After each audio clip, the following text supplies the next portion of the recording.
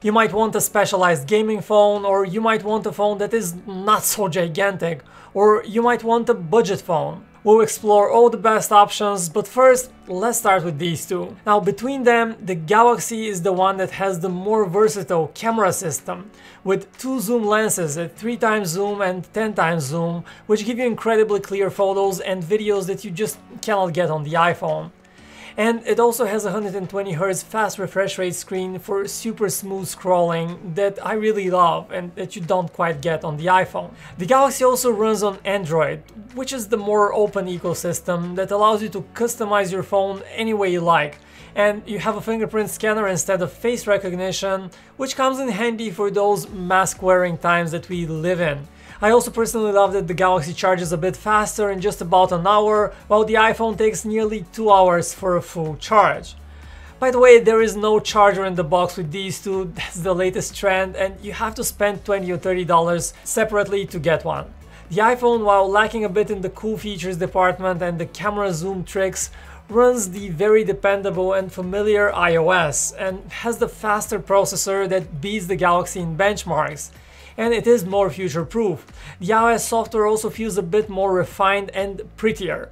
Apple's emoji, for example, look a lot better if you're texting. You also have iMessage, and Apple will deliver software updates for about 5 years, while the Galaxy only gets 3 years of software updates, and they will also arrive with a bigger delay on the Galaxy. Of course, you also need an iPhone if you want to use the popular Apple Watch, and the iPhone fits in nicely in the Apple ecosystem with features like AirDrop for fast wireless sharing, AirPlay for smart speakers, and then gadgets like AirPods and AirTags, and so many other cool accessories. You get their full benefits with the iPhone. By the way, this is a good time to say that if, like me, you find the flat sides on the iPhone 12 Pro Max a bit off-putting and the design a bit too uncomfortable, the iPhone 11 Pro Max is still available at all carriers and it actually costs less. The only major thing that it's missing is 5G connectivity, but 5G is still not much faster than LTE currently, and the camera quality on the 11 Pro Max is not much different, so you're not missing out on much, and the 11 Pro Max model has actually a bigger battery than the newer one.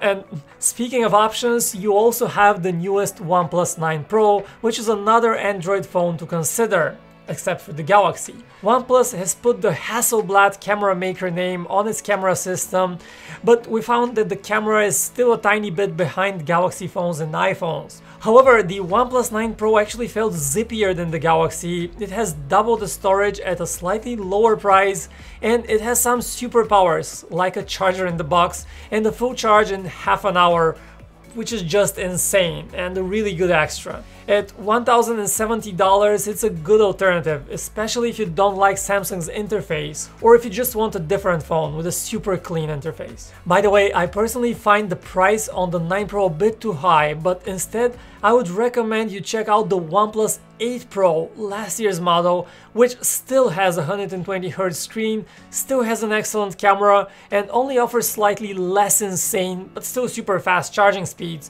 and all of that at a much more reasonable price of $700. Okay, while I personally love these phones, I have to say that I find them a bit too big and bulky and actually uncomfortable for me personally, so I don't actually use any of them as my daily driver. So if you're like me and want a smaller phone, here are your best options for 2021. First, we have the iPhone 12 and then the Galaxy S21. Yes folks, not much variety in terms of brands, but that's just because Apple and Samsung have really made some great devices at great prices, so it's hard to recommend much else.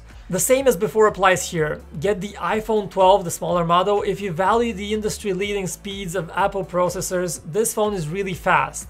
Plus, get it for the 5 years of software updates, the great camera and video quality, and of course for the iOS ecosystem with the Apple Watch and all the rest. Now, the Galaxy S21 is pleasingly compact, and in my opinion, it's the best looking phone with that beautiful violet and gold dual-tone style. It's made of plastic, which I personally don't mind as it still feels very solidly put together, and its advantage over the iPhone is again that it actually has a zoom camera and it captures some much cleaner photos and videos while zooming. Plus, it's an Android phone with all the customization benefits. Both of these will run you around $800. Actually, the Galaxy can be found at around $700 currently, so it's also a bit cheaper. So what about the rest of the phones? If you want a super compact phone, Apple has made the iPhone 12 mini, which is not super popular, but it's your only option for a powerful phone at a much tinier scale. But be warned that its battery life is definitely on the short side and it won't last you a full day with heavier use. I also think that the Google Pixel 5 is not quite worth getting this year unless you really want that clean Google look and want a compact phone. The Google Pixel 5 is just a bit too slow compared to the current competition, a bit too expensive for what it is, plus it's definitely got the most boring design of the bunch. Also, let's talk which are the best phones to buy if you're on a budget. You have two standout options here. The new Samsung Galaxy A52 5G model and then the Google Pixel 4a 5G. And among these two, the Galaxy is the newer and way more powerful, but also a bit more expensive option. Still, it would be my personal favorite. It's got a 120Hz fast refresh rate screen, it's got a massive 2-day battery life, which is a huge advantage, and arguably better looks. Now, you can get the Pixel if you want to save up even more, and while the Galaxy has got a very good camera system, there is something about that HDR magic on the Pixel that just makes its photos look a bit better, especially so in low light, and that camera is a bit more dependable. Finally, you have quote-unquote other phones. The gamers on our team would kill me if I don't mention the ROG Phone 5, which is optimized for gaming. From the looks to the dedicated gaming controls and shoulder buttons and specialized accessories, it's a gaming powerhouse. So yeah, it's a super powerful phone with 16 GB of RAM, the latest Snapdragon 888 chip, well thought out cooling, and the massive 6000 mAh battery that keeps the lights on for far longer than mainstream phones. You don't quite get the best camera system here, and the phone is on the bigger and bulkier side, but if you're a gamer, you probably don't care much about that. Now, there is also a bunch of other phones that I have left out. For example, the Moto G Power is probably your best option with an incredible 3-day battery life if you're on a super low budget.